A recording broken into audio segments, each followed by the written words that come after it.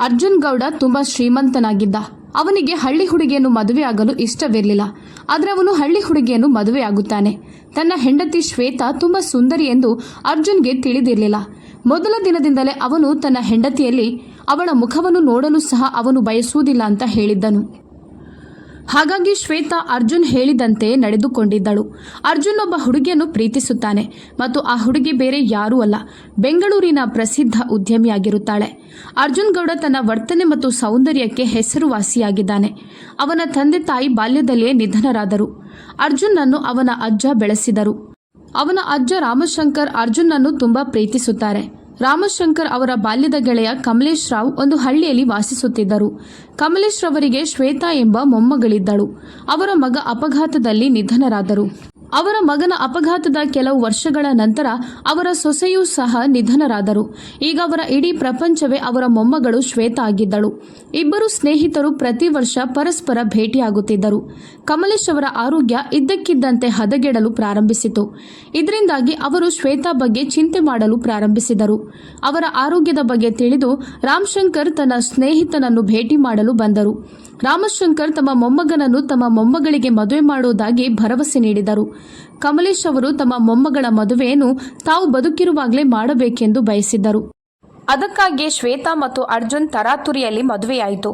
ಕಮಲೇಶ್ ಅವರ ಹಳ್ಳಿಯನ್ನು ಮತ್ತು ಅಲ್ಲಿಯ ಜನರನ್ನು, ಅವರ ಆ ಸಣ್ಣ ಹಳ್ಳಿಯ ಅಶಿಕ್ಷಿತ ಹುಡುಗಿಯನ್ನು ತನಗೆ ಮದುವೆ ಮಾಡಿಸಿರುವುದನ್ನು ಕಂಡು ಅರ್ಜುನ್ ಸಿಟ್ಟಿಗೆದ್ದನು.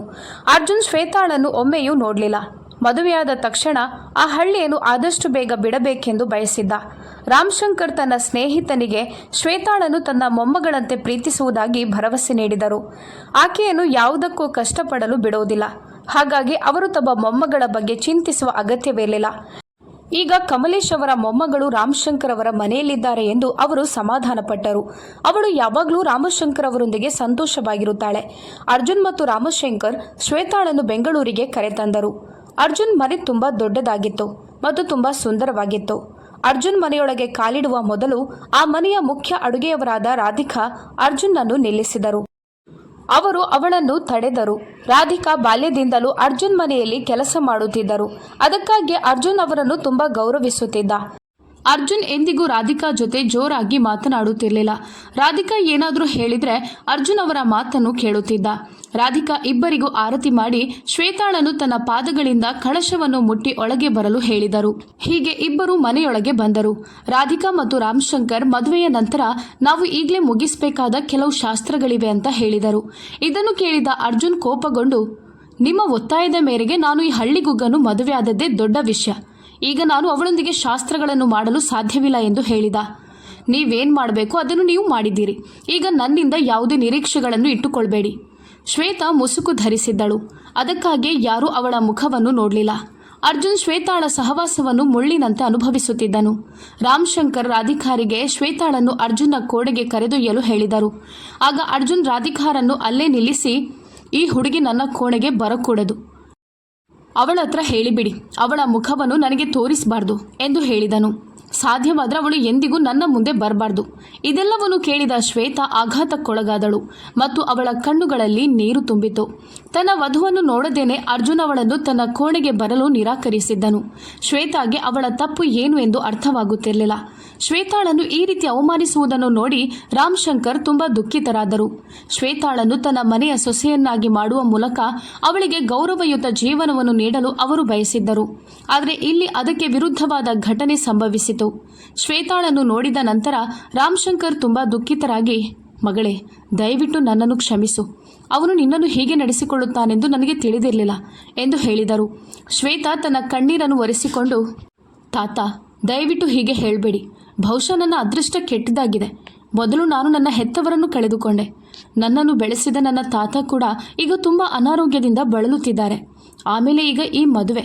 ಬಾಲ್ಯದಿಂದಲೂ ನನ್ನ ಜೀವನದಲ್ಲಿ ಇಷ್ಟೊಂದು ತೊಂದರೆ ಯಾಕೆ ಇದೆ ಅಂತ ನನಗೆ ಅರ್ಥ ಆಗ್ತಿಲ್ಲ. ನನ್ನ ಹಿಂದಿನ ಜನ್ಮದಲ್ಲಿ ನಾನು ಯಾವ ಪಾಪ ಮಾಡಿದ್ದೇನೋ ಅದಕ್ಕಾಗಿ ದೇವರು ಈ ಜನ್ಮದಲ್ಲಿ ನನಗೆ ಶಿಕ್ಷಿಸ್ತಿದ್ದಾನೆ. ಇದನ್ನು ಕೇಳಿದ ಅವರು ಮುಂದೆ ಏನನ್ನೂ ಹೇಳಲು ಸಾಧ್ಯವಾಗಲಿಲ್ಲ. ರಾಮಶಂಕರ್ ರಾಧಿಕಾರಿಗೆ ಅವಳ ಕೋಣೆಯನ್ನು ತೋರಿಸಲು ಹೇಳಿದರು. ರಾಧಿಕಾ ಶ್ವೇತಾಳನ್ನು ತನ್ನ ಕೋಣೆಗೆ ಕರೆದುಕೊಂಡು ಹೋಗಿ, ಸೊಸೆ, ಅರ್ಜುನ್ ಕೆಟ್ಟ ಹುಡುಗನಲ್ಲ. ಅವನಿಗೆ ಮದುವೆ ಆಗಲು ಇಷ್ಟವಿರಲಿಲ್ಲ ಅಂತ ಹೇಳ್ತಾರೆ. ನಾನು ನಿನ್ನ ಸಾಮಾನುಗಳನ್ನು ಕಳುಹಿಸುತ್ತೇನೆ. ಸ್ವಲ್ಪ ಫ್ರೆಶ್ ಆಗು. ಅಲ್ಲಿಯವರೆಗೆ ನಿನಗೆ ಊಟದ ವ್ಯವಸ್ಥೆ ಮಾಡುತ್ತೇನೆ. ಶ್ವೇತಾ ಫ್ರೆಶ್ ಆಗಿ ಹಿಂತಿರುಗುವ ಹೊತ್ತಿಗೆ ರಾಧಿಕಾ ಕೋಣೆಗೆ ಅವಳಿಗೆ ಆಹಾರವನ್ನು ತರುತ್ತಾರೆ. ಶ್ವೇತಾಳನ್ನು ನೋಡಿ ರಾಧಿಕಾ ತುಂಬ ಸಂತೋಷಪಟ್ಟು, ಅರೆ ವಾ ಶ್ವೇತಾ ಮಗಳೇ, ನೀನು ತುಂಬ ಸುಂದರವಾಗಿದ್ಯಾ. ಅರ್ಜುನ್ ನಿನ್ನನ್ನು ನೋಡಲಿಲ್ಲ. ಅವನು ನಿನ್ನನ್ನು ನೋಡಿದ್ದರೆ ಅವನು ನಿನ್ನನ್ನು ತನ್ನಿಂದ ದೂರವಿಡಲು ಸಾಧ್ಯನೇ ಇರ್ತಿರ್ಲಿಲ್ಲ.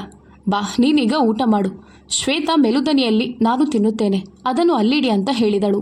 ಆಗ ರಾಧಿಕಾ ಹೇಳಿದರು, ಇದು ನಿನ್ನ ಅಜ್ಜನ ಆಜ್ಞೆ, ಆದ್ದರಿಂದ ಬೇಗ ಊಟ ಮಾಡು, ನನಗೂ ನಿದ್ದೆ ಬರ್ತಿದೆ ಅಂತ ಹೇಳಿದರು. ಶ್ವೇತಾ ತನ್ನಿಂದಾಗಿ ಯಾರಿಗೂ ತೊಂದರೆ ಕೊಡಲು ಬಯಸಲಿಲ್ಲ. ಆದ್ದರಿಂದ ಅವಳು ತಿನ್ನಲು ಪ್ರಾರಂಭಿಸಿದಳು. ನಾನು ನಿಮ್ಮನ್ನು ಏನಂತ ಕರಿಬೇಕು ಎಂದು ಶ್ವೇತಾ ರಾಧಿಕಾರನ್ನು ಕೇಳಿದಳು. ಸೊಸೆ, ಅದು ನಿನ್ನ ಇಚ್ಛೆ, ನೀನು ನನ್ನನ್ನು ಏನು ಬೇಕಾದರೂ ಕರೆಯಬಹುದು. ರಾಧಿಕಾ ನಗುತ್ತಾ ಹೇಳಿದರು. ಸರಿ, ನಾನು ನಿಮ್ಮನ್ನು ಚಿಕ್ಕಮ್ಮ ಅಂತ ಕರೀಬಹುದಾ ಎಂದು ಶ್ವೇತಾ ಕೇಳುತ್ತಾಳೆ. ನಿಮ್ಮನ್ನು ನೋಡುವಾಗ ನನಗೆ ನನ್ನ ತಾಯಿ ನೆನಪಾಗ್ತಾರೆ. ಸರಿ ಮಗಳೇ, ಈಗ ನೀನು ಮಲಗು, ನೀನು ಸುಸ್ತಾಗಿರಬೇಕು. ಹೀಗೆ ಹೇಳುತ್ತಾ ರಾಧಿಕಾ ಕೋಣೆಯಿಂದ ಹೊರಟು ಹೋದರು. ಶ್ವೇತಾ ಇವತ್ತಿನ ವಿಷಯದ ಬಗ್ಗೆ ಯೋಚಿಸುತ್ತಾ ತುಂಬ ದುಃಖಿತಳಾದಳು. ಅವಳ ಕಣ್ಣುಗಳಿಂದ ಕಣ್ಣೀರು ನಿಲ್ಲುತ್ತಿರಲಿಲ್ಲ. ಇಲ್ಲಿ ಅವಳು ತುಂಬ ಒಂಟಿತನ ಅನುಭವಿಸುತ್ತಿದ್ದಳು. ಶ್ವೇತಾ ತನ್ನ ಮದುವೆ ಹೀಗೆ ಆಗುತ್ತದೆ ಎಂದು ಎಂದಿಗೂ ಊಹಿಸಿರಲಿಲ್ಲ. ಆದರೆ ಅವಳು ತನ್ನ ಮದುವೆಯನ್ನು ಉಳಿಸಿಕೊಳ್ಳಲು ಸಾಧ್ಯವಿರುವ ಎಲ್ಲ ಪ್ರಯತ್ನಗಳನ್ನು ಮಾಡಬೇಕೆಂದು ನಿರ್ಧಾರ ತೆಗೆದುಕೊಂಡಳು. ಮರುದಿನ ಶ್ವೇತಾ ಬೆಳಗ್ಗೆ ಬೇಗನೆ ಎದ್ದು ಸ್ನಾನ ಮಾಡಿ ಚಂದದ ನೀಲಿ ಬಣ್ಣದ ಶಿಫಾನ್ ಸೀರೆಯನ್ನು ಧರಿಸಿ ಅದಕ್ಕೆ ಹೊಂದಿಕೆಯಾಗುವ ಆಭರಣಗಳು ಮತ್ತು ಹಣೆಯ ಮೇಲೆ ಸಿಂಧೂರವನ್ನು ಧರಿಸಿ ಅದನ್ನು ತನ್ನ ಮಾಂಗಲ್ಯಕ್ಕೆ ಹಚ್ಚಿಕೊಳ್ಳುವಾಗ ಅವಳ ಕಣ್ಣುಗಳಿಂದ ಕಣ್ಣೀರು ಹರಿಯಲು ಪ್ರಾರಂಭಿಸಿತು. ನಂತರ ಶ್ವೇತಾ ಸಿದ್ಧವಾಗಿ ದೇವರ ಕೋಣೆಯಲ್ಲಿ ಪೂಜೆ ಮಾಡಿ ಮನೆಯಾದ್ಯಂತ ಧೂಪ ದ್ರವ್ಯವನ್ನು ಬೆಳಗಿಸಿದಳು. ರಾಮಶಂಕರ್ ಅವರಿಗೆ ಎಚ್ಚರವಾದಾಗ ತಮ್ಮ ಮನೆ ಒಂದು ದೇವಸ್ಥಾನವಾಗಿ ಕಂಡಿತು. ಅವರ ಹೃದಯ ತುಂಬ ನಿರಾಳವಾಗಿತ್ತು. ಅರ್ಜುನ್ ಎಚ್ಚರವಾದಾಗ ಧೂಪ ದ್ರವ್ಯದಿಂದಾಗಿ ಇಡೀ ಮನೆಯಲ್ಲಿ ಸ್ವಲ್ಪ ಹೊಗೆ ಇತ್ತು. ಅದರಿಂದ ಅವನು ತುಂಬ ಕಿರಿಕಿರಿಗೊಂಡನು. ಅವನು ರಾಧಿಕಾರನ್ನು ಕೂಗಿ, ಮನೆಯಲ್ಲಿ ಇಷ್ಟೊಂದು ಹೊಗೆ ಮತ್ತು ವಾಸನೆ ಯಾಕೆ ಇದೆ ಅಂತ ಕೇಳಿದ. ಅದು ಮಗ, ಸೊಸೆರಾಣಿ ದೇವರಿಗೆ ಪೂಜೆ ಮಾಡಿ ಧೂಪ ದ್ರವ್ಯ ಸುಟ್ಟಿದ್ದಾಳೆ, ಅದಕ್ಕಾಗಿ ಮನೆಯಲ್ಲಿ ಸ್ವಲ್ಪ ಹೊಗೆ ತುಂಬಿಕೊಂಡಿದೆ ಎಂದರು. ಆಗ ಅರ್ಜುನ್, ಅವಳು ಪೂಜೆ ಮಾಡಲು ಬಯಸಿದರೆ ಅವಳದನ್ನು ಮಾಡಬೇಕು, ಆದರೆ ಮನೆಯಲ್ಲಿ ಇಷ್ಟೊಂದು ವಾಸನೆ ಮತ್ತು ಹೊಗೆ ಇರಬಾರ್ದು ಎಂದು ಹೇಳುತ್ತಾ ತನ್ನ ಕೋಣೆಗೆ ಹೋದನು. ಶ್ವೇತಾ ಇದನ್ನು ಕೇಳಿಸಿಕೊಂಡಳು. ಅವಳಿಗೆ ತುಂಬ ಬೇಸರವಾಯಿತು. ಆದರೆ ಅವಳು ಅರ್ಜುನ್ನ ಉದ್ದೇಶವನ್ನು ಅರ್ಥ ಮಾಡಿಕೊಂಡಳು. ಅದಕ್ಕಾಗಿ ಶ್ವೇತಾ ಏನೂ ಹೇಳದೆ ಮೌನವಾಗಿ ನಿಂತಳು. ರಾಧಿಕಾ ಶ್ವೇತಾಳ ಮೊದಲ ಅಡುಗೆ ಮನೆಯ ಶಾಸ್ತ್ರವನ್ನು ನಡೆಸಿದರು. ಇಂದಿನ ಉಪಹಾರವನ್ನು ಶ್ವೇತಾ ಸ್ವತಃ ಮಾಡಿದ್ದಳು. ಮೊದಲ ಅಡುಗೆ ಸಿಹಿ ಖಾದ್ಯವಾಗಿ ಪಾಯಸ ಮಾಡೋದು ಅವರ ಪದ್ಧತಿಯಾಗಿತ್ತು. ಆಫೀಸಿಗೆ ಸಿದ್ಧವಾದ ನಂತರ ಅರ್ಜುನ್ ಕೆಳಗೆ ಬಂದನು ಮತ್ತು ಎಲ್ಲರೂ ಉಪಹಾರ ಸೇವಿಸಲು ಕುಳಿತರು. ಉಪಹಾರವು ತುಂಬ ಚೆನ್ನಾಗಿ ಪರಿಮಳ ಬರುತ್ತಿದೆ ಎಂದು ಅರ್ಜುನ್ ಅಂದುಕೊಂಡನು. ಶ್ವೇತಾಗೆ ಅರ್ಜುನ್ ಮುಂದೆ ಬರಲು ನಿಷೇಧವಿತ್ತು. ಅದಕ್ಕಾಗಿ ಅರ್ಜುನ್ ಮತ್ತು ರಾಮಶಂಕರ್ ಉಪಹಾರವನ್ನು ಪ್ರಾರಂಭಿಸಿದರು. ಹಿಂದೆಂದೂ ಅವನು ಇಷ್ಟು ಒಳ್ಳೆಯ ಉಪಹಾರವನ್ನು ಎಂದಿಗೂ ಸೇವಿಸಿರಲಿಲ್ಲವಾದ್ದರಿಂದ ಅರ್ಜುನ್ ಉಪಹಾರ ಸೇವಿಸುವಾಗ ಅಡುಗೆಯವರನ್ನು ಹೊಗಳುತ್ತಲೇ ಇದ್ದನು. ಇಷ್ಟೆಲ್ಲ ಉಪಹಾರವನ್ನು ಶ್ವೇತಾ ಮಾಡಿದ್ದಾಳೆಂದು ಅರ್ಜುನ್ಗೆ ಹೇಳಬೇಡ ಎಂದು ರಾಮಶಂಕರ್ ರಾಧಿಕಾಗೆ ಸನ್ನೆಯ ಮೂಲಕ ಸೂಚಿಸಿದರು. ಇಂದಿನಿಂದ ಪ್ರತಿದಿನ ಉಪಹಾರ ಮತ್ತು ಮಧ್ಯಾಹ್ನದ ಊಟ ಇಲ್ಲೇ ಮಾಡುತ್ತೇನೆ, ಆಹಾರ ತುಂಬ ರುಚಿಕರವಾಗಿದೆ ಎಂದು ಹೇಳಿ ಅವನು ಕಚೇರಿಗೆ ಹೊರಟನು. ರಾಮಶಂಕರ್ ಮತ್ತು ರಾಧಿಕಾ ಅರ್ಜುನ್ನನ್ನು ನೋಡಿ ನಗಲು ಪ್ರಾರಂಭಿಸಿದರು. ಶ್ವೇತಾ ಕೂಡ ತಾನು ತಯಾರಿಸಿದ ಆಹಾರವನ್ನು ಅರ್ಜುನ್ ಇಷ್ಟಪಟ್ಟಿದ್ದಕ್ಕೆ ಸಂತೋಷಪಟ್ಟಳು. ಅಷ್ಟೊತ್ತಿಗೆ ರಾಮಶಂಕರ್ ಅವರಿಗೆ ಒಂದು ಕರೆ ಬಂತು. ಆ ಕಡೆಯಿಂದ ಒಬ್ಬ ವ್ಯಕ್ತಿ, ನಿಮಗೆ ಒಂದು ಕೆಟ್ಟ ಸುದ್ದಿ ಇದೆ ಎಂದು ಹೇಳಿದರು. ಇದನ್ನು ಕೇಳಿ ರಾಮಶಂಕರ್ ಅವರ ಮುಖದಲ್ಲಿನ ನಗು ಮಾಯವಾಯಿತು. ರಾಮಶಂಕರ್ ಆತಂಕದಿಂದ ಹೇಳಿದರು, ಏನು ಕೆಟ್ಟ ಸುದ್ದಿ, ಬೇಗ ಹೇಳಿ, ನನ್ನ ಹೃದಯ ಕುಗ್ಗುತ್ತಿದೆ. ಕಮಲೇಶ್ ರವರು ನಿಧನರಾದರು. ನೀವೆಲ್ಲರೂ ಬೇಗನೆ ಬನ್ನಿ ಎಂಬ ಮಾತು ಕೇಳಿ ರಾಮಶಂಕರ್ ತುಂಬ ಆತಂಕಗೊಂಡರು. ರಾಮಶಂಕರ್ ಮದುವೆಗೆ ಮೊದಲು ತನ್ನ ಸ್ನೇಹಿತನಿಗೆ ಶ್ವೇತಾಳನ್ನು ಸಂಪೂರ್ಣವಾಗಿ ನೋಡಿಕೊಳ್ಳುವುದಾಗಿ ಭರವಸೆ ನೀಡಿದ್ದರು. ಆದರೆ ಅರ್ಜುನ್ ಅವಳನ್ನು ತನ್ನ ಹೆಂಡತಿಯಾಗಿ ಸ್ವೀಕರಿಸಲು ನಿರಾಕರಿಸಿದ್ದನು. ಇದರಿಂದ ರಾಮಶಂಕರ್ ಅವರ ಕಣ್ಣುಗಳು ಕಣ್ಣೀರಿನಿಂದ ತುಂಬಲು ಪ್ರಾರಂಭಿಸಿದವು. ರಾಧಿಕಾ ಮತ್ತು ಶ್ವೇತಾ ರಾಮಶಂಕರ್ ಬಳಿ ಹೋಗಿ ಅವರ ಆತಂಕಕ್ಕೆ ಕಾರಣವನ್ನು ಕೇಳಿದಾಗ ಅವರು ಶ್ವೇತಾಳನ್ನು ಬೇಗನೆ ಹಳ್ಳಿಗೆ ಹೋಗುವಂತೆ ಹೇಳಿದರು. ಅದನ್ನು ಕೇಳಿ ಶ್ವೇತಾ ಆತಂಕಗೊಂಡಳು. ದಾರಿಯಲ್ಲಿ ರಾಮಶಂಕರ್ ಕಮಲೇಶ್ರ ಸಾವಿನ ಬಗ್ಗೆ ಅರ್ಜುನ್ಗೆ ಹೇಳಿದರು. ರಾಮಶಂಕರ್ ಶ್ವೇತಾಗೆ ಏನನ್ನೂ ಹೇಳಿಲ್ಲ. ಆದರೆ ಅವಳ ಮನಸ್ಸಿನಲ್ಲಿ ಒಂದು ರೀತಿಯ ಭಯವಿತ್ತು. ಶ್ವೇತಾಳ ಮನೆಯಲ್ಲಿ ಕಾರು ನಿಂತ ತಕ್ಷಣ ಶ್ವೇತಾ ಮನೆಯೊಳಗೆ ಓಡಿದಳು. ಮನೆಯ ಹೊರಗೆ ಭಾರೀ ಜನಸಂದಣಿ ಇತ್ತು. ಶ್ವೇತಾ ತನ್ನ ಅಜ್ಜನನ್ನು ಈ ರೀತಿ ನೋಡಿದ ತಕ್ಷಣ ಅವಳು ಕಟುವಾಗಿ ಅಳಲು ಪ್ರಾರಂಭಿಸಿದಳು. ಶ್ವೇತಾ ತುಂಬ ಅಳುತ್ತಿದ್ದಳು. ಆಗ ರಾಮಶಂಕರ್ ರವರು ಅವಳನ್ನು ಸಮಾಧಾನಪಡಿಸಿ, ನಿನ್ನ ಎರಡನೇ ಅಜ್ಜ ಇನ್ನೂ ಜೀವಂತವಾಗಿದ್ದಾರೆ, ಸಮಾಧಾನ ಮಾಡಿಕೊ ಮಗಳೇ ಎಂದು ಹೇಳಿದರು. ರಾಮಶಂಕರ್ ಅವರು ಕಮಲೇಶ್ರ ಅಂತ್ಯಕ್ರಿಯೆಯನ್ನು ಪೂರ್ತಿ ರೀತಿ ರಿವಾಜಿನಿಂದ ಸಂಪನ್ನಗೊಳಿಸಿದರು. ಶ್ವೇತಾಳ ಅಳು ನಿಲ್ಲುತ್ತಿರಲಿಲ್ಲ. ಅವಳು ಯಾರ ಮಾತನ್ನು ಕೇಳುತ್ತಿರಲಿಲ್ಲ. ಅದರಿಂದ ಅವಳು ಪ್ರಜ್ಞೆ ತಪ್ಪಿ ಬಿದ್ದಳು. ವೈದ್ಯರನ್ನು ಕರೆಸಲಾಯಿತು. ವೈದ್ಯರು ಅವಳಿಗೆ ಒಂದು ಇಂಜೆಕ್ಷನ್ ನೀಡಿದರು. ಅದು ಅವಳನ್ನು ಸ್ವಲ್ಪ ಸಮಯದವರೆಗೆ ನಿದ್ರೆಗೆ ಜಾರಿಸಿತು. ಸುಮಾರು 6 ಗಂಟೆಗಳ ನಂತರ ಶ್ವೇತಾ ಪ್ರಜ್ಞೆಯಿಂದ ಮರಳಿ ಅಳಲು ಪ್ರಾರಂಭಿಸಿದಳು. ಈಗ ಅವಳಿಗೆ ಏನು ಮಾಡಬೇಕೆಂದೇ ಅರ್ಥವಾಗಲಿಲ್ಲ. ಇಡೀ ಜಗತ್ತಿನಲ್ಲಿ ಅವಳಿಗೆ ಅವಳ ಅಜ್ಜ ಮಾತ್ರ ಇದ್ದರು. ಆದರೆ ಈಗ ಅವರು ಅವಳನ್ನು ಬಿಟ್ಟು ಹೋಗಿದ್ದರು. ರಾಮಶಂಕರ್ ಶ್ವೇತಾಳನ್ನು ಮನೆಗೆ ಕರೆತಂದರು. ಈಗ ಶ್ವೇತಾ ಸಂಪೂರ್ಣ ಮೌನಳಾದಳು. ಅವಳು ರಾಮಶಂಕರ್ ಜೊತೆಯಾಗಲಿ ಅಥವಾ ರಾಧಿಕಾ ಜೊತೆಯಾಗಲಿ ಮಾತನಾಡಲಿಲ್ಲ. ಅವಳು ಇಡೀ ದಿನ ತನ್ನದೇ ಆದ ಆಲೋಚನೆಗಳಲ್ಲಿ ಕಳೆದು ಹೋಗುತ್ತಿದ್ದಳು. ಶ್ವೇತಾಳನ್ನು ಹೀಗೆ ನೋಡಿ ರಾಮಶಂಕರ್ ಅವರು ತುಂಬ ದುಃಖಿತರಾಗಿದ್ದರು. ಅವರು ರಾಧಿಕಾರನ್ನು ಕರೆದು ಶ್ವೇತಾಳನ್ನು ಹೊರಗೆ ಕರೆದುಕೊಂಡು ಹೋಗುವಂತೆ ಹೇಳಿದರು. ರಾಧಿಕಾ ಶ್ವೇತಾಳನ್ನು ತನ್ನೊಂದಿಗೆ ಬರಲು ಇಷ್ಟಪಡುತ್ತೀಯಾ ಅಂತ ಕೇಳಿದರು. ಮಾರುಕಟ್ಟೆಯಿಂದ ಬಹಳಷ್ಟು ವಸ್ತುಗಳನ್ನು ಖರೀದಿಸಬೇಕಾಗಿದೆ, ದಯವಿಟ್ಟು ನನಗೆ ಸ್ವಲ್ಪ ಸಹಾಯ ಮಾಡ್ತೀಯಾ ಎಂದಾಗ ಶ್ವೇತಾ ಮೆಲ್ಲನೆಯ ಧ್ವನಿಯಲ್ಲಿ ಸರಿ ಹೋಗೋಣ ಎಂದು ಹೇಳುತ್ತಾಳೆ. ರಾಧಿಕಾ ಮಾರುಕಟ್ಟೆಯ ನೆಪದಲ್ಲಿ ಅವಳನ್ನು ಬೀಚ್ಗೆ ಕರೆದೊಯ್ಯುತ್ತಾರೆ. ಇಬ್ಬರು ಸ್ವಲ್ಪ ಹೊತ್ತು ನಡೆದಾಗ ಇಬ್ಬರಿಗೂ ಹಸಿವಾಗುತ್ತದೆ. ರಾಧಿಕಾ ತಿನ್ನಲು ಏನಾದರೂ ತರುತ್ತೇನೆಂತ ಹೇಳಿ ಅಲ್ಲಿಂದ ಹೋಗುತ್ತಾರೆ. ಆಗ ಶ್ವೇತಾ ಬೀಚ್ನಲ್ಲಿ ಓಡಾಡುತ್ತಿರುವಾಗ ಸ್ವಲ್ಪ ದೂರದಲ್ಲಿ ಒಬ್ಬ ಹುಡುಗ ದೊಡ್ಡ ದಿಬ್ಬದ ಮೇಲೆ ನಿಂತಿದ್ದನು. ಆ ಹುಡುಗನನ್ನು ನೋಡಿದಾಗ ಅವನು ಆತ್ಮಹತ್ಯೆ ಮಾಡಿಕೊಳ್ಳಲಿದ್ದಾನೆ ಎಂಬಂತೆ ತೋರುತ್ತಿತ್ತು.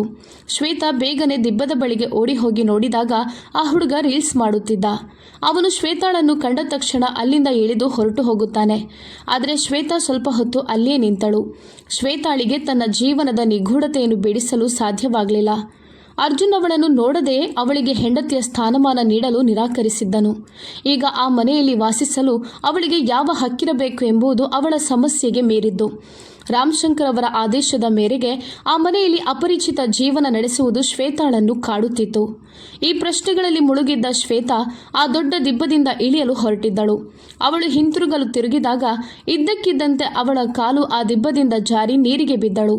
ಶ್ವೇತಾಳಿಗೆ ಈಜುವುದು ಹೇಗೆಂದು ತಿಳಿಯದ ಕಾರಣ ನೀರನ್ನು ಕಂಡರೆ ಹೆದರುತ್ತಿದ್ದಳು. ಈಗ ಅವಳಿಗೂ ಅನ್ನಿಸಿತು, ಬಹುಶಃ ಇದು ನನ್ನ ಅಂತ್ಯ ಎಂದು. ಆ ಬೀಚ್ನಲ್ಲಿ ಸೂಟ್ ಧರಿಸಿದ್ದ ಮತ್ತೊಬ್ಬ ಹುಡುಗನಿದ್ದನು ಮತ್ತು ಅವನ ಮುಖದಲ್ಲಿ ಆಟಿಟ್ಯೂಡ್ ಸ್ಪಷ್ಟವಾಗಿ ಗೋಚರಿಸುತ್ತಿತ್ತು. ಅವನನ್ನು ನೋಡಿದಾಗ ಅವನು ಬೀಚ್ನ ಎದುರಿನ ದೊಡ್ಡ ಹೋಟೆಲ್ನಲ್ಲಿ ಸಭೆಗೆ ಬಂದಿರುವವನಂತೆ ತೋರುತ್ತಿತ್ತು. ಬಹುಶಃ ಸಭೆ ಮುಗಿದ ನಂತರ ಅವನು ಸ್ವಲ್ಪ ತಾಜಾ ಗಾಳಿಗಾಗಿ ಬೀಚ್ಗೆ ಬಂದಿರಬಹುದು. ಬಹುಶಃ ಅವನ ಜೀವನನೂ ಅವನನ್ನು ತುಂಬ ಕಾಡುತ್ತಿರಬಹುದು. ಅವನು ನೀಲಿ ಅನಾರ್ಕಲಿ ಚೂಡಿದಾರ್ ಧರಿಸಿದ್ದ ಹುಡುಗಿಯನ್ನು ನೋಡಿದನು. ಅವನವಳನ್ನು ನೋಡುತ್ತಲೇ ಇದ್ದನು. ನಂತರ ಅವನ ಕಣ್ಣುಗಳು ಒಂದು ಕ್ಷಣ ಆ ಹುಡುಗಿಯ ಮೇಲೆ ನಿಂತವು. ನೋಡುತ್ತಿದ್ದಂತೆಯೇ ಹುಡುಗಿ ಇದ್ದಕ್ಕಿದ್ದಂತೆ ನೀರಿಗೆ ಬಿದ್ದಳು.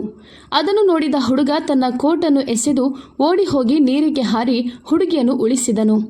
ನೀರಿಗೆ ಬಿದ್ದ ಕಾರಣ ಹುಡುಗಿ ಪ್ರಜ್ಞೆ ತಪ್ಪಿದ್ದಳು. ಹುಡುಗ ಬಾಲಕಿಯ ಹೊಟ್ಟೆಯನ್ನು ಒತ್ತಿ ನೀರು ಹೊರಗೆ ಬರುವಂತೆ ತುಂಬ ಪ್ರಯತ್ನಿಸಿದ. ಅವನು ಅವಳನ್ನು ನೋಡಿ ಕಳೆದೇ ಹೋಗಿದ್ದ. ಆ ಹುಡುಗಿ ಬೇರೆ ಯಾರೂ ಅಲ್ಲ, ನಮ್ಮ ಶ್ವೇತಾನೇ ಆಗಿದ್ದಳು. ಆ ಬೆಳದಿಂಗಳ ರಾತ್ರಿ ಶ್ವೇತಾಳ ನೀಲಿ ಅನಾರ್ಕಲಿ ಚೂಡಿದಾರ್ ಅವಳ ಸುಂದರವಾದ ಬೆಳ್ಳಗಿನ ದೇಹದ ಮೇಲೆ ತುಂಬ ಚೆನ್ನಾಗಿ ಕಾಣುತ್ತಿತ್ತು. ಆ ಹುಡುಗ ಅವಳನ್ನು ನೋಡುತ್ತಲೇ ಇದ್ದ. ಶ್ವೇತಾ ತುಂಬ ಸುಂದರವಾಗಿ ಕಾಣುತ್ತಿದ್ದಳು. ಅವಳ ಒದ್ದೆಯಾದ ಕೂದಲು ಅವಳ ಮುಖದ ಮೇಲೆ ಬರುತ್ತಿತ್ತು.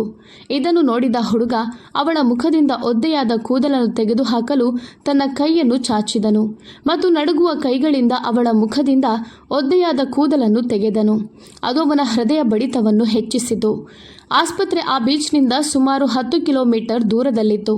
ಅದಕ್ಕಾಗಿ ಆ ಹುಡುಗ ಬೀಚ್ನ ಮುಂಭಾಗದಲ್ಲಿರುವ ಹೋಟೆಲ್ಗೆ ವೈದ್ಯನಾಗಿದ್ದ ತನ್ನ ಸ್ನೇಹಿತರಲ್ಲಿ ಒಬ್ಬನನ್ನು ಕರೆದು ಎಲ್ಲವನ್ನೂ ಹೇಳಿದನು. ಆ ಹುಡುಗ ಒಂದು ಕೋಣೆಯನ್ನು ಕಾಯ್ದಿರಿಸಿದನು ಮತ್ತು ಮಹಿಳಾ ಸಿಬ್ಬಂದಿಯ ಸಹಾಯದಿಂದ ಅವಳ ಜ್ವರ ಹೆಚ್ಚಾಗದಂತೆ ಅವಳ ಬಟ್ಟೆಗಳನ್ನು ಬದಲಾಯಿಸಿದನು. ಅಷ್ಟರಲ್ಲಿ ವೈದ್ಯರು ಸಹ ಅಲ್ಲಿಗೆ ಬಂದು ಅವಳ ಗಾಯಗಳಿಗೆ ಬ್ಯಾಂಡೇಜ್ ಹಾಕಿ ಅವಳ ಜ್ವರ ಬೇಗ ಕಡಿಮೆಯಾಗುವಂತೆ ಇಂಜೆಕ್ಷನ್ ನೀಡಿದರು. ಆ ಹುಡುಗನ ಸ್ನೇಹಿತ ಹುಡುಗಿಯ ತಲೆಯ ಮೇಲೆ ಒದ್ದೆಯಾದ ಬ್ಯಾಂಡೇಜ್ ಹಾಕು, ಅವಳ ಜ್ವರ ಬೇಗ ಕಡಿಮೆಯಾಗುತ್ತದೆ ಅಂತ ಹೇಳಿದನು. ಹುಡುಗ ಸಿಬ್ಬಂದಿಗೆ ಹೇಳಿ ಅವಳ ಔಷಧಿಗಳನ್ನು ತರಿಸುತ್ತಾನೆ ಮತ್ತು ತನ್ನ ಸ್ನೇಹಿತನನ್ನು ಬಿಟ್ಟು ಬರುತ್ತಾನೆ. ಆ ಹುಡುಗನಿಗೆ ಶ್ವೇತಾಳ ಜೊತೆ ಇರುವಾಗ ಸ್ವಲ್ಪ ನೆಮ್ಮದಿ ಸಿಕ್ಕಿದಂತಾಯಿತು. ಅವನು ರಾತ್ರಿ ಇಡೀ ಅವಳ ಮೇಲೆ ಒದ್ದೆಯಾದ ಬ್ಯಾಂಡೇಜ್ ಹಾಕಿದ್ದರಿಂದ ಅವಳ ಜ್ವರ ಕಡಿಮೆಯಾಯಿತು. ಶ್ವೇತಾಳ ಜ್ವರ ಕಡಿಮೆಯಾದ ನಂತರ ಆ ಹುಡುಗನು ಕೋಣೆಯಲ್ಲಿ ಸೋಫಾದಲ್ಲಿ ಕುಳಿತು ನಿದ್ರೆಗೆ ಜಾರಿದನು. ಬೆಳಗ್ಗೆಯಾದಾಗ ಶ್ವೇತಾಳಿಗೆ ಪ್ರಜ್ಞೆ ಬಂದು ನೋಡಿದಾಗ ಅವಳು ಒಂದು ಹೋಟೆಲ್ ಕೋಣೆಯಲ್ಲಿ ಇದ್ದಳು. ಅವಳು ಮೊದಲು ತುಂಬ ಹೆದರಿದಳು. ಆದರೆ ಆ ಹುಡುಗ ತನಗೆ ಎಷ್ಟು ಸಹಾಯ ಮಾಡಿದನೆಂದು ಅಸ್ಪಷ್ಟ ಚಿತ್ರಣ ನೆನಪಿಗೆ ಬಂದಾಗ ಸ್ವಲ್ಪ ಸಮಾಧಾನಗೊಂಡಳು. ಶ್ವೇತಾಳಿಗೆ ಇನ್ನು ಸಂಪೂರ್ಣವಾಗಿ ಪ್ರಜ್ಞೆ ಬಂದಿಲ್ಲವಾದ್ದರಿಂದ ಅವಳು ಆ ಹುಡುಗನನ್ನು ಗಮನವಿಟ್ಟು ನೋಡಲಿಲ್ಲ. ಆದರೆ ಆ ಹುಡುಗನೇ ತನಗೆ ಸಹಾಯ ಮಾಡಿದ್ದನೆಂದು ಅವಳಿಗೆ ತಿಳಿಯಿತು. ಶ್ವೇತಾ ಆ ಹುಡುಗನಿಗೆ ಧನ್ಯವಾದ ಹೇಳಲು ಬಯಸಿದ್ದಳು. ಆದ್ದರಿಂದ ಅವಳು ಸುತ್ತಲೂ ನೋಡಿದಳು ಮತ್ತು ಅವಳ ಕಣ್ಣುಗಳು ಆ ಹುಡುಗ ಕುಳಿತು ಮಲಗಿದ್ದ ಕೋಣೆಯಲ್ಲಿದ್ದ ಸೋಫಾದ ಮೇಲೆ ಬಿದ್ದವು. ಹುಡುಗನ ಮುಖ ಇನ್ನೊಂದು ಬದಿಗೆ ಮುಖ ಮಾಡಿತ್ತು. ಆದ್ದರಿಂದ ಅವಳು ಆ ಹುಡುಗನ ಮುಖವನ್ನು ನೋಡಲು ಸಾಧ್ಯವಾಗಲಿಲ್ಲ. ಶ್ವೇತಾ ಹಾಸಿಗೆಯಿಂದ ಎದ್ದು ಆ ಹುಡುಗನ ಬಳಿಗೆ ಹೋದ ತಕ್ಷಣ ಆ ಹುಡುಗನನ್ನು ನೋಡಿ ಅವಳು ಆಘಾತಕ್ಕೊಳಗಾದಳು. ಶ್ವೇತಾ ಆ ಹುಡುಗನನ್ನು ನೋಡಿ ಆಶ್ಚರ್ಯಚಕಿತಳಾದಳು. ಯಾಕಂದ್ರೆ ಆ ಹುಡುಗ ಬೇರೆ ಯಾರೂ ಅಲ್ಲ, ಅರ್ಜುನ್ ಆಗಿದ್ದ. ಶ್ವೇತಾ ಅವನನ್ನು ನೋಡಿದ ತಕ್ಷಣ ಅವಳು ಒಂದು ಕ್ಷಣ ಭಯಗೊಂಡಳು. ಆದರೆ ನಿನ್ನೆ ರಾತ್ರಿ ತನಗೆ ಸಹಾಯ ಮಾಡಿದ ವ್ಯಕ್ತಿ ಬೇರೆ ಯಾರೂ ಅಲ್ಲ, ತನ್ನ ಗಂಡ ಎಂದು ಅವಳು ಸಮಾಧಾನ ಪಟ್ಟುಕೊಂಡಳು. ಶ್ವೇತಾಗೆ ಅರ್ಜುನನ್ನು ಎದುರಿಸಲು ಇಷ್ಟವಿರಲಿಲ್ಲ. ಆದ್ದರಿಂದ ಅವಳೊಂದು ಕಾಗದ ತೆಗೆದುಕೊಂಡು ಅದನ್ನು ಬರೆದು ಹಾಸಿಗೆಯ ಬಳಿಯ ಕಪಾಟಿನಲ್ಲಿ ಇಟ್ಟಳು. ಶ್ವೇತಾ ತನ್ನ ಬಟ್ಟೆಗಳನ್ನು ಬದಲಾಯಿಸಿಕೊಂಡು ಮನೆಗೆ ಹೋದಳು. ಮತ್ತೊಂದೆಡೆ ರಾಧಿಕಾ ಹಿಂತಿರುಗಿದಾಗ ಬೀಚ್ನಲ್ಲಿ ಶ್ವೇತಾ ಕಾಣಲಿಲ್ಲ. ಇದರಿಂದಾಗಿ ಅವರು ತುಂಬ ಭಯದಲ್ಲಿದ್ದರು. ರಾಧಿಕಾ ಶ್ವೇತಾಳನ್ನು ತುಂಬ ಹುಡುಕಿದರು, ಆದರೆ ಅವಳು ಸಿಗಲಿಲ್ಲ. ಕೊನೆಗೆ ರಾಧಿಕಾ ರಾಮಶಂಕರ್ ಅವರಿಗೆ ಶ್ವೇತಾ ಕಾಣೆಯಾದ ಬಗ್ಗೆ ಹೇಳಿದರು. ರಾಮಶಂಕರ್ ಆತಂಕಗೊಂಡು ಶ್ವೇತಾಳ ಫೋಟೋವನ್ನು ತನ್ನ ಕಮಿಷನರ್ ಸ್ನೇಹಿತನಿಗೆ ಕಳುಹಿಸಿ ಅವಳನ್ನು ನಿಗೂಢವಾಗಿ ಹುಡುಕಲು ಹೇಳಿದರು. ಕಮಿಷನರ್ ಶ್ವೇತಾಳನ್ನು ಹುಡುಕಲು ತನ್ನ ಜನರನ್ನು ಕಳುಹಿಸಿದರು. ಆದರೆ ಅವಳು ಎಲ್ಲಿಯೂ ಸಿಗಲಿಲ್ಲ. ಸ್ವಲ್ಪ ಸಮಯ ಬಿಟ್ಟು ಶ್ವೇತಾ ಮನೆಗೆ ಬಂದಾಗ ರಾಮಶಂಕರ್ ಮತ್ತು ರಾಧಿಕಾ ನಿರಾಳರಾದರು ಮತ್ತು ಅವರು ನಿನ್ನೆ ಎಲ್ಲಿಗೆ ಹೋಗಿದ್ದೆ ಎಂದು ಕೇಳಿದಾಗ ಅವಳು ನಿನ್ನೆ ನಡೆದ ಎಲ್ಲವನ್ನು ಹೇಳಿದಳು. ಆಗ ರಾಮಶಂಕರ್, ನೀನವನಿಗೆ ಹೇಳದೆ ಒಳ್ಳೆ ಕೆಲಸನೇ ಮಾಡಿದ್ಯಾ. ಅವನು ನಿನ್ನ ಸೌಂದರ್ಯವನ್ನಲ್ಲ, ನಿನ್ನ ಗುಣಗಳನ್ನು ಪ್ರೀತಿಸಬೇಕು ಅಂತ ಹೇಳಿದರು. ಮತ್ತೊಂದೆಡೆ ಅರ್ಜುನ್ ಎಚ್ಚರವಾದ ತಕ್ಷಣ ಶ್ವೇತಾಳನ್ನು ಹುಡುಕಿದ. ಆದರೆ ಅವಳಲ್ಲಿ ಇರಲಿಲ್ಲ. ಹಾಸಿಗೆ ಬಳಿ ಇಟ್ಟಿದ್ದ ಒಂದು ಚೀಟಿಯನ್ನು ಅರ್ಜುನ್ ನೋಡಿದ. ಅದರಲ್ಲಿ, ನನಗೆ ಸಹಾಯ ಮಾಡಿದ್ದಕ್ಕಾಗಿ ತುಂಬ ಧನ್ಯವಾದಗಳು. ನಿಮ್ಮ ಈ ಉಪಕಾರವನ್ನು ನಾನು ಎಂದಿಗೂ ಮರೆಯುವುದಿಲ್ಲ ಅಂತ ಬರೆಯಲಾಗಿತ್ತು. ಅರ್ಜುನ್ ತುಂಬ ದುಃಖಿತನಾಗಿದ್ದನು. ಶ್ವೇತಾ ಈ ರೀತಿ ಹೇಳದೆ ಹೋದದ್ದು ಅವನಿಗೆ ಇಷ್ಟವಾಗಲಿಲ್ಲ. ಶ್ವೇತಾಳ ಬಗ್ಗೆ ಅರ್ಜುನ್ಗೆ ಬೇರೆ ರೀತಿಯ ಒಲವಿತ್ತು. ಹಾಗಾಗಿ ಅರ್ಜುನ್ ಅವಳನ್ನು ಮತ್ತೊಮ್ಮೆ ಭೇಟಿಯಾಗಲು ಬಯಸಿದನು. ಅರ್ಜುನ್ ಶ್ವೇತಾಳನ್ನು ಮೊದಲ ಬಾರಿಗೆ ನೋಡಿದಾಗ ಅವನಿಗೆ ಅವಳು ತುಂಬ ಪರಿಚಯಸ್ಥಳಂತೆ ಭಾಸವಾಗಿದ್ದಳು. ತುಂಬ ದಿನಗಳಿಂದ ಪರಿಚಯ ಇದ್ದ ಹಾಗೆ ಅನ್ನಿಸ್ತು. ಆದರೆ ಅವಳನ್ನು ಮೊದಲ ಬಾರಿಗೆ ನೋಡಿದ್ದ. ಅದಕ್ಕಾಗಿ ಅವಳು ತನಗೆ ಯಾಕೆ ಅಷ್ಟು ಪರಿಚಿತಳಂತೆ ಕಾಣುತ್ತಿದ್ದಾಳೆಂದು ಯೋಚಿಸಲು ಶುರು ಮಾಡಿದನು. ಅರ್ಜುನ್ ತನ್ನ ಅಸಿಸ್ಟೆಂಟ್ಗೆ ಕರೆ ಮಾಡಿ ನಿನ್ನೆ ರಾತ್ರಿಯ ಹುಡುಗಿಯ ಬಗ್ಗೆ ತಿಳಿದುಕೊಳ್ಳಲು ಹೇಳಿದನು. ನಂತರ ಅವನ ಮನೆಗೆ ಹೊರಟನು. ಅರ್ಜುನ್ ಮನೆಗೆ ಪ್ರವೇಶಿಸಿದ ತಕ್ಷಣ ಶ್ವೇತಾ ತನ್ನ ಮನೆಗೆ ಬಂದ ನಂತರ ಬೆಳಿಗ್ಗೆ ಯಾವಾಗಲೂ ಬರುವ ಅದೇ ಧೂಪದ್ರವ್ಯದ ಪರಿಮಳವನ್ನು ಅನುಭವಿಸಿದನು. ಅರ್ಜುನ್ ಮುಖದಲ್ಲಿ ನಗುವಿನೊಂದಿಗೆ ತನ್ನ ಕೋಣೆಗೆ ಹೋದನು. ಅರ್ಜುನ್ ಮತ್ತು ಶ್ವೇತಾ ಮದುವೆಯಾಗಿ 6 ತಿಂಗಳುಗಳು ಕಳೆಯಿತು. ಆದರೆ ಅರ್ಜುನ್ ಮನೆಯಲ್ಲಿ ಶ್ವೇತಾಳ ಉಪಸ್ಥಿತಿಯನ್ನು ಅನುಭವಿಸುತ್ತಿದ್ದನು. ಅವಳು ಮನೆಯಲ್ಲಿ ಚೆನ್ನಾಗಿದ್ದಾಳೆ ಎಂದು ಅವನಿಗೆ ಖಚಿತವಾಯಿತು. ಈ 6 ತಿಂಗಳಲ್ಲಿ ಶ್ವೇತಾಳ ಕೈರುಚಿಯನ್ನು ತಿನ್ನಲು ಅರ್ಜುನ್ ಅಭ್ಯಾಸ ಮಾಡಿಕೊಂಡಿದ್ದನು.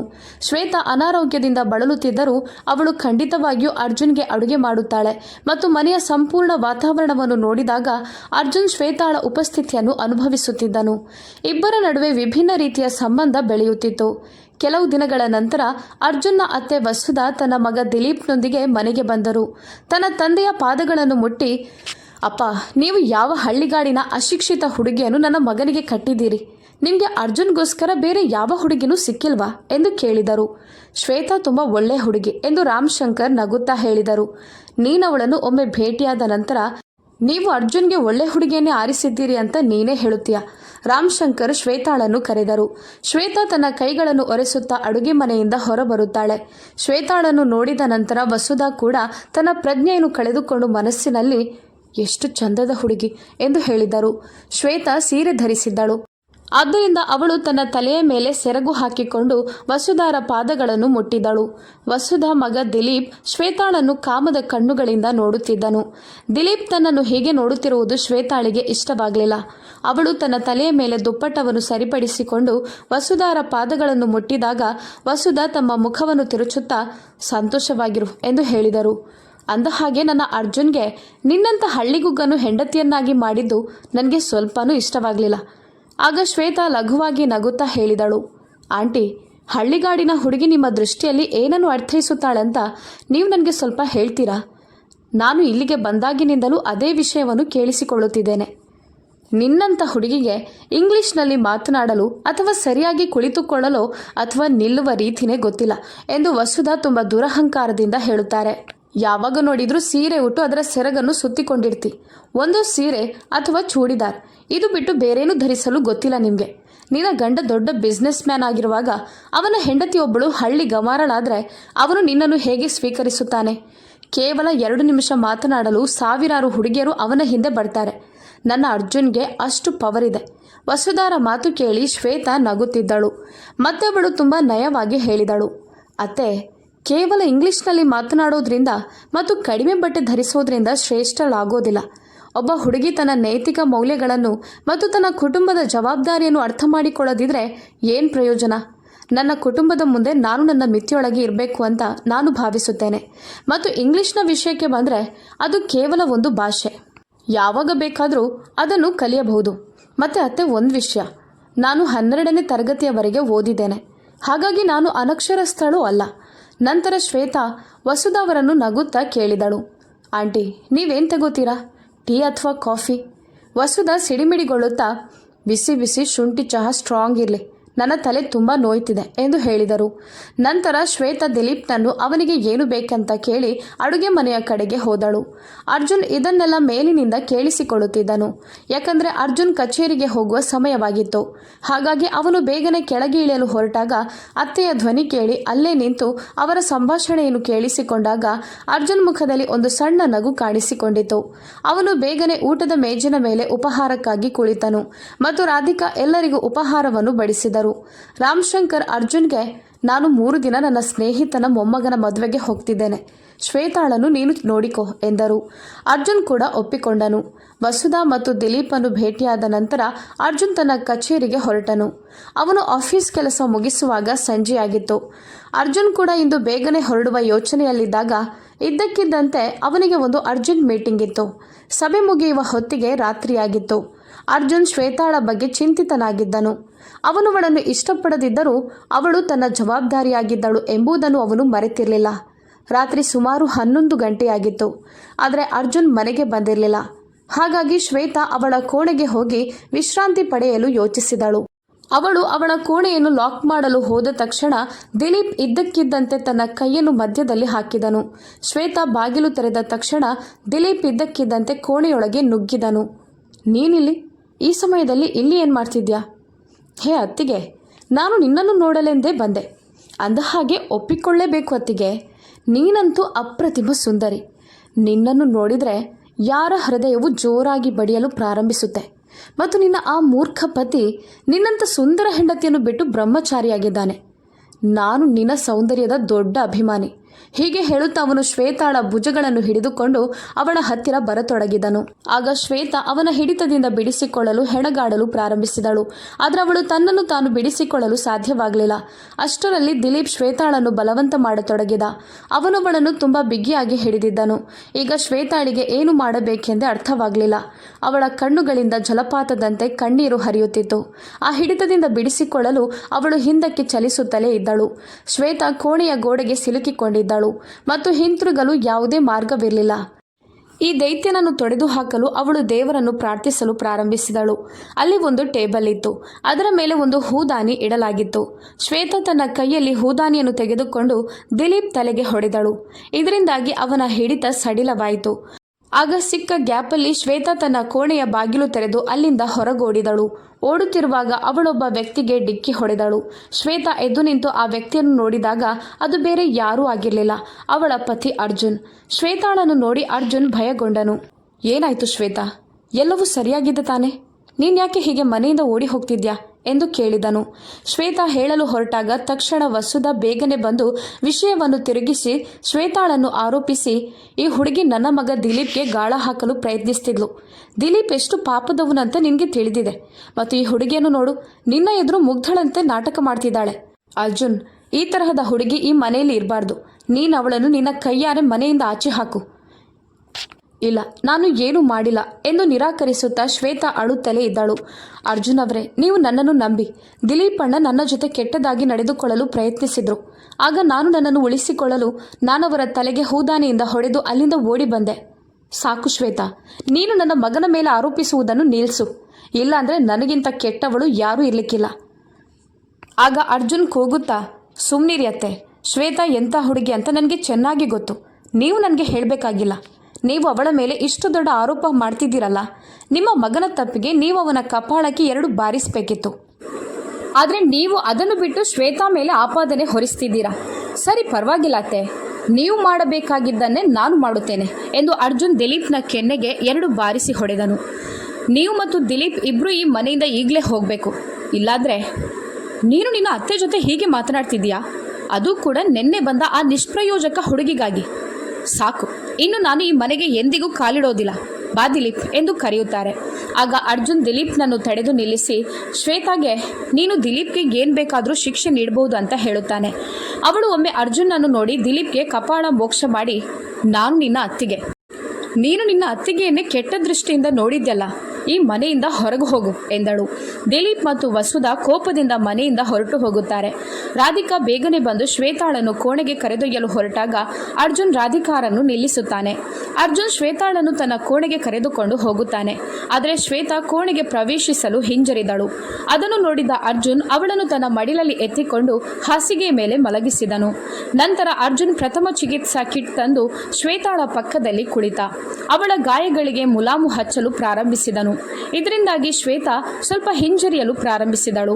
ಆದರೆ ಅರ್ಜುನ್ ಅವಳ ಮಾತನ್ನು ಕೇಳಲಿಲ್ಲ. ಔಷಧಿ ಹಚ್ಚಿದ ನಂತರ, ನಾನು ನಿನಗೆ ಒಂದು ವಿಷಯ ಹೇಳಬೇಕಂತ ಹೇಳಿದ. ಶ್ವೇತಾ ಹೇಳಿ ಎಂದಳು. ನಾನು ಕಾಲೇಜಿನಲ್ಲಿದ್ದಾಗ ಒಬ್ಬ ಹುಡುಗಿಯನ್ನು ತುಂಬ ಇಷ್ಟಪಡ್ತಿದ್ದೆ. ಪ್ರೇಮಿಗಳ ದಿನದಂದು ನಾನು ಅವಳಿಗೆ ಪ್ರಪೋಸ್ ಮಾಡಿದೆ ಮತ್ತು ಅವಳು ಒಪ್ಪಿಕೊಂಡ್ಳು. ಕ್ರಮೇಣ ನಮ್ಮ ಪ್ರೀತಿ ಬೆಳೆಯಿತು. ಅದು ನಮ್ಮ ಕಾಲೇಜಿನ ಕೊನೆಯ ವರ್ಷ ಮತ್ತು ಪರೀಕ್ಷೆಗಳು ಹತ್ತಿರವಾಗಿದ್ದವು. ಆದ್ದರಿಂದ ನಾವು ಒಬ್ಬರನ್ನೊಬ್ಬರು ಭೇಟಿಯಾಗೋದು ಬಹಳ ಅಪರೂಪವಾಯಿತು. ಪರೀಕ್ಷೆಗಳು ಮುಗಿದ ನಂತರ ಒಂದು ದಿನ ನಾನು ಅವಳನ್ನು ಸರ್ಪ್ರೈಸ್ ಕೊಡಲು ಅವಳ ಮನೆಗೆ ಹೋದೆ. ಮನೆ ಹೊರಗಿನಿಂದ ಲಾಕ್ ಆಗಿತ್ತು. ಆದ್ದರಿಂದ ಅವಳು ಮನೆಯಲ್ಲಿ ಇಲ್ಲದಿರಬಹುದು ಅಂತ ನಾನು ಭಾವಿಸಿದೆ. ನಾನು ಅವಳಿಗೆ ಕರೆ ಮಾಡಿದಾಗ ಮನೆಯೊಳಗೆ ಫೋನ್ ರಿಂಗಣಿಸ್ತಿತ್ತು. ಒಂದು ಕ್ಷಣ ನನಗೆ ಅರ್ಥವಾಗಲಿಲ್ಲ. ಆದರೆ ನಾನು ನನ್ನನ್ನು ನಿಯಂತ್ರಿಸಿಕೊಂಡು ಆ ಮನೆಯ ಕಿಟಕಿಯಿಂದ ಇಣುಕಲು ಪ್ರಯತ್ನಿಸಿದೆ. ನಂತರ ಆ ಹುಡುಗಿ ಇನ್ನೊಬ್ಬ ಹುಡುಗನನ್ನು ತುಂಬ ಆಳವಾಗಿ ಚುಂಬಿಸುತ್ತಿರುವುದನ್ನು ನಾನು ನೋಡಿದೆ. ಇದನ್ನು ನೋಡಿ ಅವನ ಮೆದುಳು ಸ್ವಲ್ಪ ಹೊತ್ತು ಫ್ರೀಸ್ ಆಗಿತ್ತು. ನಂತರ ಅವನು ಇನ್ನು ಮುಂದೆ ಯಾವುದೇ ಹುಡುಗಿಯನ್ನು ನಂಬುವುದಿಲ್ಲ ಎಂದು ನಿರ್ಧರಿಸಿದನು. ಅರ್ಜುನ್ ಮತ್ತಷ್ಟು ಹೇಳಿದ, ನೀನು ಮತ್ತು ನಾನು ಮದುವೆಯಾದಾಗ ನೀನು ನನ್ನ ಹಳೆಯ ಗೆಳತಿಯಂತೆ ಇರುತ್ತೀಯಾ ಎಂದು ನಾನು ಭಾವಿಸಿದ್ದೆ. ಆದರೆ ನೀನು ನನ್ನ ಅಭಿಪ್ರಾಯವನ್ನು ಬದಲಾಯಿಸಿದೆ. ನೀನು ಮನೆಯಲ್ಲಿ ಪೂಜೆ ಮಾಡ್ತೀಯ, ನನಗಾಗಿ ಅಡುಗೆ ಮಾಡ್ತೀಯ, ಅಜ್ಜನನ್ನು ನೋಡಿಕೊಳ್ತೀಯ, ನನ್ನೊಂದಿಗೆ ಪ್ರೀತಿಯಿಂದ ಮಾತನಾಡ್ತೀಯ. ನನ್ನ ಭಾವನೆಗಳನ್ನು ನಿಗ್ರಹಿಸುವ ವಿಧಾನವು ನನ್ನನ್ನು ಆಕರ್ಷಿಸಿತು. ಆದರೆ ನಾನು ನನ್ನ ಮುಖದಲ್ಲಿ ಕೋಪದ ಮುಖವಾಡವನ್ನು ಧರಿಸಿದ್ದೆ. ನಿನ್ನ ಕಾಳಜಿಗೆ ಕಾರಣ ನನ್ನ ಮೇಲಿನ ನಿನ್ನ ಜವಾಬ್ದಾರಿ ಎಂದು ನಾನು ಯಾವಾಗಲೂ ಭಾವಿಸಿದ್ದೆ. ಆದರೆ ಈ ಜವಾಬ್ದಾರಿ ನನ್ನನ್ನು ನಿನ್ನ ಹತ್ತಿರಕ್ಕೆ ತಂದಿತು. ಬಹುಶಃ ಪರಸ್ಪರರ ಬೆಂಬಲ ಮತ್ತು ಜವಾಬ್ದಾರಿಯು ದಾಂಪತ್ಯ ಜೀವನದ ಮೂಲ ಮಂತ್ರವಾಗಿರ್ಬೋದು. ಶ್ವೇತಾ, ನಾನು ತಪ್ಪು ಮಾಡಿದ್ದೇನೆ ಮತ್ತು ಬಹುಶಃ ನಾನು ಕ್ಷಮಿಸಲು ಅರ್ಹನಲ್ಲ ಎಂದು ನನಗೆ ತಿಳಿದಿದೆ. ಆದರೆ ನೀನು ನನ್ನನ್ನು ಕ್ಷಮಿಸಲು ಬಯಸಿದರೆ. ಶ್ವೇತಾಳ ಕಣ್ಣುಗಳಿಂದ ಕಣ್ಣೀರು ಹರಿಯಲು ಪ್ರಾರಂಭಿಸಿತು. ಅವಳು ಯಾವಾಗಲೂ ತನ್ನ ಮತ್ತು ಅರ್ಜುನ್ ಸಂಬಂಧ ಸುಧಾರಿಸಬೇಕೆಂದು ಬಯಸುತ್ತಿದ್ದಳು. ಅರ್ಜುನ್ ಶ್ವೇತಾಳನ್ನು ತನ್ನ ತೋಳುಗಳಲ್ಲಿ ಬಳಸಿಕೊಂಡು, ನಾನು ಇಲ್ಲಿಯವರೆಗೆ ಮಾಡಿದ ಎಲ್ಲ ತಪ್ಪನ್ನು ಕ್ಷಮಿಸುವಂತ ಹೇಳಿದನು. ಈಗ ನಾವಿಬ್ಬರೂ ನಮ್ಮ ಸಂಬಂಧವನ್ನು ಹೊಸದಾಗಿ ಪ್ರಾರಂಭಿಸೋಣ. ಶ್ವೇತಾ, ನೀನು ನನ್ನ ಜೊತೆ ಇರ್ತೀಯಾ? ಆಗ ಶ್ವೇತಾ ತುಂಟತನದಿಂದ, ನೀವು ನಿಮ್ಮ ಜೀವನದುದ್ದಕ್ಕೂ ನನ್ನನ್ನು ಪ್ರೀತಿಸುತ್ತೇನೆ ಅಂತ ನನಗೆ ಭರವಸೆ ನೀಡಿದರೆ ಮಾತ್ರ ಎಂದು ಹೇಳುತ್ತಾಳೆ. ಅರ್ಜುನ್ ತನ್ನ ಮುಖದ ಮೇಲೆ ಆಳವಾದ ನಗುವಿನೊಂದಿಗೆ, ನನ್ನ ಜೀವನದುದ್ದಕ್ಕೂ ನಾನು ನಿನ್ನನ್ನು ತುಂಬ ಪ್ರೀತಿಸುತ್ತೇನೆ ಎಂದು ಹೇಳುತ್ತಾನೆ. ಇಂದು ಅರ್ಜುನ್ ಮತ್ತು ಶ್ವೇತಾ ಇಬ್ಬರ ಕಣ್ಣಲ್ಲಿ ನೀರಿತ್ತು. ಆದರೆ ಆ ಕಣ್ಣೀರು ತಮ್ಮ ಗಮ್ಯ ಸ್ಥಾನವನ್ನು ಕಂಡುಕೊಂಡ ಸಂತೋಷದ ಕಣ್ಣೀರು. ಇಷ್ಟೆಲ್ಲ ಆದ ನಂತರವೂ ಶ್ವೇತಾ ತನ್ನ ಮುಸುಕನ್ನು ತೆಗೆಯಲಿಲ್ಲ. ಶ್ವೇತಾ, ನಾನು ನಿನ್ನನ್ನು ಇನ್ನೊಂದು ವಿಷಯ ಕೇಳಲು ಬಯಸಿದ್ದೆ. ನಾನೀಗ ನಿನ್ನ ಮುಸುಕನ್ನು ತೆಗೆಯಬಹುದೇ? ಆಗ ಶ್ವೇತಾ, ನಾನು ಈ ಮುಸುಕನ್ನು ಇಲ್ಲಿ ತನಕ ಹಾಕಿಕೊಂಡಿರುವುದೇ ಒಂದಲ್ಲ ಒಂದು ದಿನ ನೀವೇ ನನ್ನ ಮುಸುಕನ್ನು ತೆಗೆದು ನನ್ನ ಮುಖವನ್ನು ನೋಡಬೇಕು ಅಂತ. ಅರ್ಜುನ್ ಶ್ವೇತಾಳ ಮುಸುಕನ್ನು ಎತ್ತಿದ ತಕ್ಷಣ ಅವನವಳನ್ನು ನೋಡಿ ಆಶ್ಚರ್ಯಚಕಿತನಾದನು. ಏನಾಯಿತು ಅರ್ಜುನ್ ಅವರೇ, ನೀವು ನನ್ನನ್ನು ಎಲ್ಲೋ ನೋಡಿದ್ದೀರಿ ಅಂತ ಕಾಣುತ್ತೆ. ಸ್ವಲ್ಪ ಸಮಯದ ನಂತರ ಅರ್ಜುನ್ ಹೇಳಿದ, ನೀನು ನಿನ್ನ ಮುಖವನ್ನು ನನಗೆ ತೋರಿಸಲು ಬಯಸದೆ ಆ ದಿನ ಇದ್ದಕ್ಕಿದ್ದಂತೆ ಅಲ್ಲಿಂದ ಯಾಕೆ ಹೊರಟು ಹೋದೆ ಅಂತ ಈಗ ನನಗೆ ಅರ್ಥವಾಯಿತು. ಯಾಕಂದರೆ ನೀನು ನನಗೆ ನಿನ್ನ ಮುಖ ತೋರಿಸುವಂತಿರಲಿಲ್ವಲ್ಲ. ಅರ್ಜುನ್ ಶ್ವೇತಾಳನ್ನು ಅಪ್ಪಿಕೊಂಡನು. 3 ದಿನಗಳ ನಂತರ ಅಜ್ಜ ಹಿಂತಿರುಗಿದಾಗ ಮನೆಯ ವಾತಾವರಣವನ್ನು ನೋಡಿ ಅವರಿಗೆ ಆಶ್ಚರ್ಯವಾಯಿತು. ಶ್ವೇತಾ ಮುಸುಕಿಲ್ಲದೆ ಮನೆಯ ಸುತ್ತಲೂ ಸುತ್ತುತ್ತಿದ್ದಳು ಮತ್ತು ಅವಳ ಮುಖದಲ್ಲಿ ವಿಭಿನ್ನ ಹೊಳಪು ಕಾಣಿಸಿತು. ಇದನ್ನು ನೋಡಿದ ತಾತ ಅರ್ಜುನ್ ಮತ್ತು ಶ್ವೇತಾ ನಡುವೆ ಈಗ ಎಲ್ಲವೂ ಸರಿಯಾಗಿದೆ ಎಂದು ಅರ್ಥ ಮಾಡಿಕೊಂಡರು. ನಮ್ಮ ಕಥೆ ನಿಮಗೆ ಇಷ್ಟವಾಯಿತು ಎಂದು ನಾನು ಭಾವಿಸುತ್ತೇನೆ. ನಮ್ಮ ಕಥೆ ನಿಮಗೆ ಇಷ್ಟವಾದರೆ ವಿಡಿಯೋವನ್ನು ಲೈಕ್ ಮಾಡಿ ಮತ್ತು ನಿಮ್ಮ ಸ್ನೇಹಿತರೊಂದಿಗೆ ಹಂಚಿಕೊಳ್ಳಿ ಮತ್ತು ಚಾನೆಲ್ಗೆ ಚಂದಾದಾರರಾಗಿ. ವಿಡಿಯೋ ನೋಡಿದ್ದಕ್ಕಾಗಿ ಧನ್ಯವಾದಗಳು.